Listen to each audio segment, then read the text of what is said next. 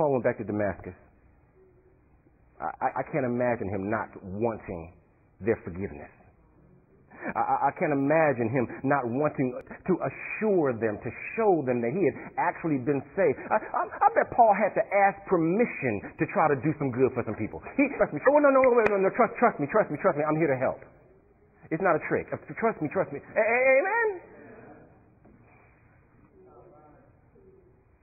I know Paul wanted to share with Christ among those very same people that he had once intended to destroy. Amen?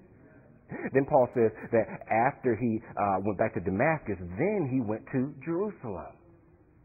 And he says he went to Jerusalem to see Peter. Peter was then what we can consider the leader of the Christian church. He was the Pharisee. He was the one that's going to go out and make it happen. He was the front runner, the first dynamic preacher. Amen? But I know there are a couple of dynamics going on here, because before Paul's conversion, Paul had lived in Jerusalem. And Paul was a leader in Jerusalem. So first Paul, he goes back to where he had definitely done some damage in Damascus. He goes back to a place where he had definitely wielded some influence in Jerusalem. Amen? See, Paul went to Jerusalem, and we know that some of Paul's former friends would consider him a betrayer to their religion, consider him a betrayer to their cause, because he was now what they were trying to destroy. He was now what he was once trying to. He flipped sides. Amen? But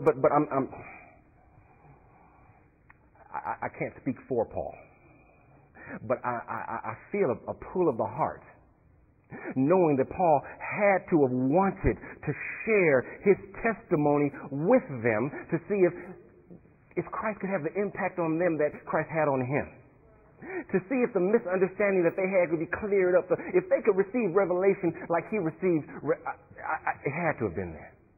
Don't you think? Don't you think? Now, as Paul says, his primary reason for going to Jerusalem was to see Peter. Peter was this leader. He said he also saw James. James was a leader. James was a pastor of the Jerusalem church. We know James the elder. Amen? Now, Paul's meeting with Peter wasn't minister to new converts. Paul's meeting with Peter was minister and minister, because Paul had been changed. Paul was on a new mission. Paul wasn't trying to be convinced of anything. He was convinced. Paul wasn't trying to be converted. He was converted. Paul wasn't trying to ask for. He was doing ministry. Amen? Imagine Paul's conversation, sharing his past. Because he's now sitting down talking face to face with somebody that would never sit down and talk face to face with him before. Right? So imagine Paul sharing his past. Imagine Paul sharing his conversion. Imagine Paul sharing with Peter his experience with the Lord in Arabia. Now imagine Peter sharing his experience with Paul. Amen? Peter is sharing his life with Christ while Christ walked on earth. What does Paul have to share with Peter? His experience with the Lord. What does Peter have to share with Paul? His experience with the Lord. You see what I'm saying here? You see what I'm saying here? What is the mark? The difference in my life. What is the mark? The empowerment that I have now that I didn't have then. What is the mark? My present perspective versus my old perspective. What is the mark? My present mission versus my old mission. When I talk, what am I going to talk about? My life with Christ. Is that all right? Do you see what I'm trying to get here? My life with Christ. My life with God. What did Jerusalem hold for Paul. What Jerusalem held the opportunity for Paul to share Christ with some of his former friends and some of his former associates, even if they didn't want to hear it, even if he wasn't successful because they were steep in their cause. Unbelievers need to see the change that Christ makes in our lives. Amen? What did Jerusalem hold for Paul? Well, Jerusalem held the opportunity to get some counsel, to get some help, to get some encouragement from other spiritual leaders as he now saw himself as a minister launching his own ministry. Is that all right? Paul now saw himself as a spiritual leader.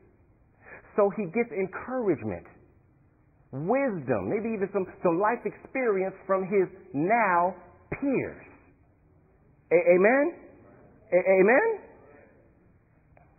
Then he says that he went to Syria and Cilicia. He went back to Tarsus. That's where he went. We know that Saul is from Tarsus. Paul really did go back home.